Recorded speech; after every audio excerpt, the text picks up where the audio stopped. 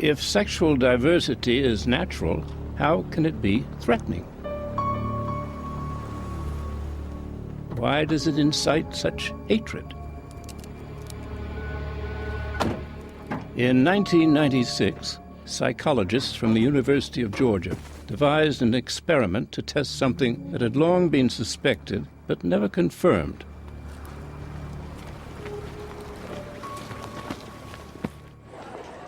From the pool of undergraduates, they selected 64 young men who all identified as heterosexuals, who had never experienced a homosexual thought or fantasy, let alone a sexual act.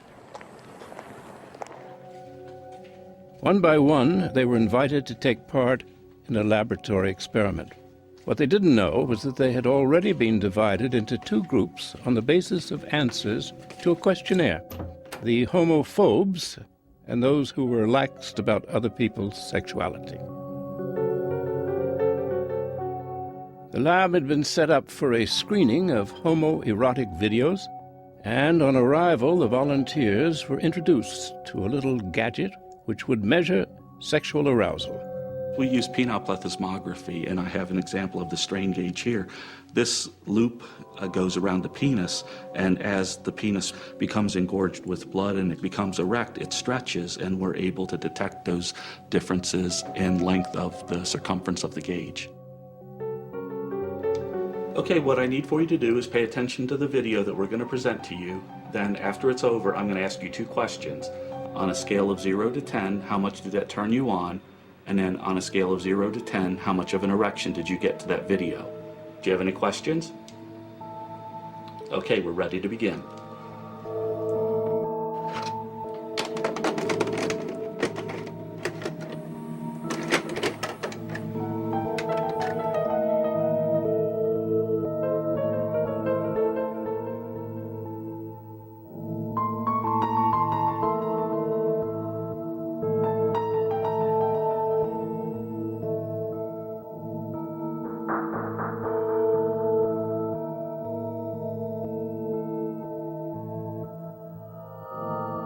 A significant proportion of the homophobic men demonstrated what we call significant levels of arousal, more than 12 millimeters of mercury increase on the strain gauge to the male homosexual video.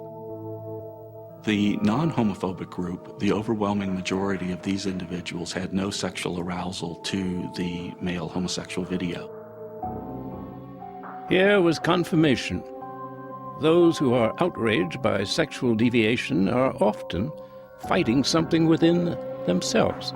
In this particular experiment, the extent of the denial was further underlined by answers given to the question, "How much did that video turn you on?"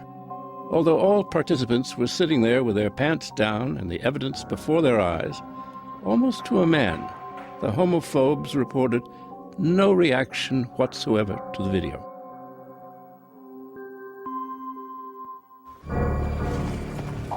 Denial and self-deception were themes of the trial of Gwen's killers.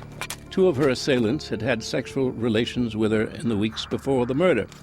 She had had no transitional surgery and was anatomically male. Only when that became known to the wider group did the young men resort to violence. "I can't be gay. I can't be gay."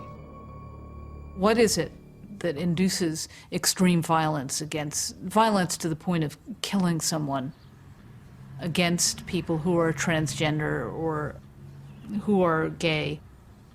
The source of that violence, not always, but very often, comes from adolescent males, and often ones who are the least secure about their own sexualities.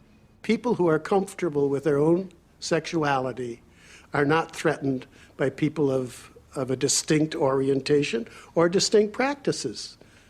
Why should you be threatened?